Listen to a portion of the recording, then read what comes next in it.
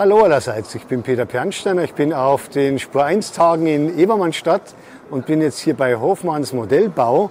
Die kennen viele von diesen ganz kleinen Zubehörteilen von Resin 3D-Druckmodellen, beispielsweise ein alter Briefkasten in der Epoche 1 oder ein Briefkasten in der Epoche 3, etwas moderner, und verschiedene andere Sachen und Zurüstteile und Lampen und alles Mögliche und dann ganz etwas kleinerer Briefkasten und Lokzurüstteile, teilweise auch aus Messing oder Milchkannen oder sonstiges, und bin jetzt hier beim Lutz Hofmann und der wird uns jetzt hier erzählen, nichts von den ganz kleinen Dingen, sondern von etwas größeren Dingen. Ja, da sind wir bei unserem Thema, und zwar, was wir neu haben hier, ist halt ein Bagger, den wir aus der Zeit von der DDR als Beispiel für auf den Sams Güterwagen für eben halt Ladegut gemacht haben. Dieser Bagger hat die Besonderheit, dass er in 1:32 ist und gewisse Features eben halt hat, die eigentlich in diesem Modell so nicht Standard sind. Und wir haben halt diese umgesetzt und haben uns dabei gedacht, dass wir dieses komplettieren und halt mit ins Programm reinnehmen. Und der ist jetzt hier noch relativ nackt. Wird der dann Schläuche oder sowas noch dazu kriegen? Es fehlen bei diesem Modell, zwar ist der Motor innen drin eingerichtet, aber es fehlen hier die einzelnen Schläuche, die an den Zylinder kommen, die auch in der nächsten Zeit mit angebracht werden und das Modell dann komplettieren. Und wo es dann bei uns auf der Internetseite halt komplett gezeigt wird mit Figur, hier in der Innenrichtung, wo auch die Tür halt zu öffnen ist. Und das ist ein Bausatz oder ein Fertigmodell? Nein, es wird bei uns wie immer keine Bausätze geben, sondern wir möchten, dass die Kunden ein fertiges Produkt, was komplett angeboten wird, erwerben können. Gut, das heißt, der kommt jetzt hier als Ladegut beispielsweise drauf. Auf dieser Bagger ist in alten Berichten als Ladegut eben halt auf dem Sams zu dieser Zeit mitgefahren worden und würde für Gleisarbeiten benutzt, um Schotter auf- oder abzuladen. So, wenn man dann so schaut, dieses Kunststoffmodell des Typs Sams wird von uns in Eigenproduktion hergestellt, gedruckt und hat natürlich unten drunter eine kleine Darstellung der Bremsanlage und wird erweitert mit Drehgestellen, die wir gleich sehen werden, und mit Zubehörteilen wie als Beispiel der Zettelkasten, Puffer aus eigener Produktion komplett erweitert, sowie auch die Holzinneneinrichtung für den Boden, auch bei uns komplett hergestellt. Und das heißt, wir sind durch die eigene Produktion selber in der Lage, auch auf Kundenwünschen gezielt einzugehen. Das Ganze wird hergestellt in Kleinserien und dadurch erreichen wir ein Maximum an Kundenzufriedenheit, wo wir, wie gesagt, schon auf die einzelnen Kundenansprüche drauf eingehen können.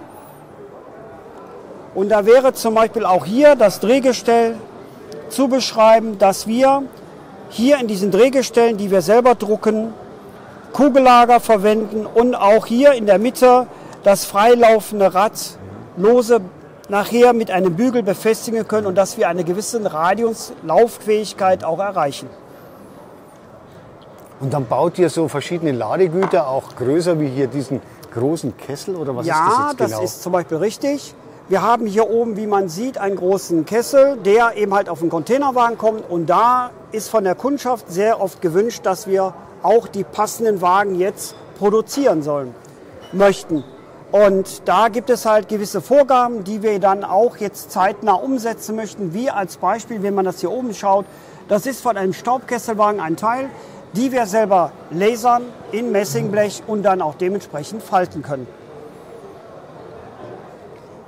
Und dieser Kessel, der ist auch dann Metall oder aus welchen Materialien? Mischung? Der Kessel ist auf der einen Seite, an den beiden Endkappen ist er in rein Resindruck hergestellt worden, und das Mittelteil ist ein Metallrohr, wo wir hier oben eine Erweiterung mit Messing-Ätzblechen aufgebracht haben, um den genauen Effekt, wie der Kessel ausgesehen hat, herzustellen.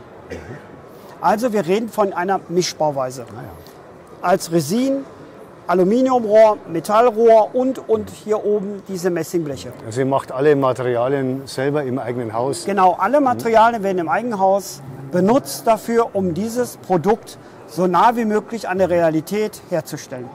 Das heißt auch sowas, das ist jetzt F, ist das ein Telefon oder was ist das jetzt hier? Das nennt sich ein Fernsprecher und die war in der Regel in der Epoche 1 zu finden, Epoche 2 und dieser Fernsprecher hat eine gewisse Besonderheit, eben halt, dass sie hier oben das Läutewerk hatten und unten drunter war halt das Telefon drin für den Bahnbediensteten, der dann das geöffnet hat und dann dementsprechende Befehle empfangen oder senden konnte. Und dann gingen hier direkt die Telefonleitungen Ganz weg? genau. Über die Isolatoren kam die Telefonleitung in das Gerät halt rein. Und das ist jetzt eine Pumpe für was? Wasser bestimmt nicht? Nein, das ist eine Pumpstation für ein Schweröl. Wenn wir also einen Schweröler haben, ist das eben halt die Nachfüllstation, um das Schweröl in die Dampflok halt in den Tender hineinzubekommen. Das ist eine Möglichkeit. Es gibt insgesamt 3. Das ist die eine Variante, die große. Dann gibt es noch die kleine, die wir auch in Vorbereitung haben, dass sie nur an die Dampflok gelegt wird. Und es kommt noch eine mobile Station über ein G10, die auch in der Hoffnung in den nächsten 2-3 Monaten bei uns auf der Internetseite zu sehen ist. Dann haben wir noch Schilder, Streckenschilder. Ganz genau, die Streckenschilder, die wir hier sehen, sind ein Teilbereich von einem BÜ-Signal, was kurz vor Vollendung ist. Und es wird auch in den nächsten, sage ich mal, 4 bis 5 Wochen auf der Internetseite zu erwerben sein, wobei wir gerade eben noch die Programmierung über die Lichter gerade noch fertigstellen. Lichter ist noch ein Stichwort, da habe ich noch gehört. Es gibt eine schöne Leuchte für den Bahnhofsbereich. Haben wir hier eine Flachmast, Gittermast, Gleisfeldleuchte, die wir neu im Programm haben. Diese Gleisfeldleuchte ist komplett aus Messing gebaut oder erstellt. Das Ganze wird über einen kleinen Spannungsregler versorgt. Das heißt, wir können dort eben halt die Stromstärke einstellen, 30-40 mA bei 17 Volt mit Gleich- oder Wechselspannung. Und wie wir bei uns üblich so machen, haben wir einen Stecksockel dran. Das Ganze wird über den Stecksockel modular aufgesetzt und wir können da verschiedene Größen herstellen und Kleinigkeiten wie eine Steckdose, Anschlüsse oder den Erdungsanschluss sind bei uns vorgesehen. Und das Ganze auch wieder, es gibt es als Fertigmodell. Material ist jetzt in dem Fall Messing? Oder das Material ist und zwar überwiegend als Messing, also oben der Schirm ist Messingblech, dann haben wir hier oben das Rohr, das ganze Aufbau des Rahmens ist aus Messingblech, außer hier unten, die Betonsockel-Nachbildung wird im 3D-Druck gemacht, aber es wird innen drin verklebt und es ergibt sich so eine feste Verbindung.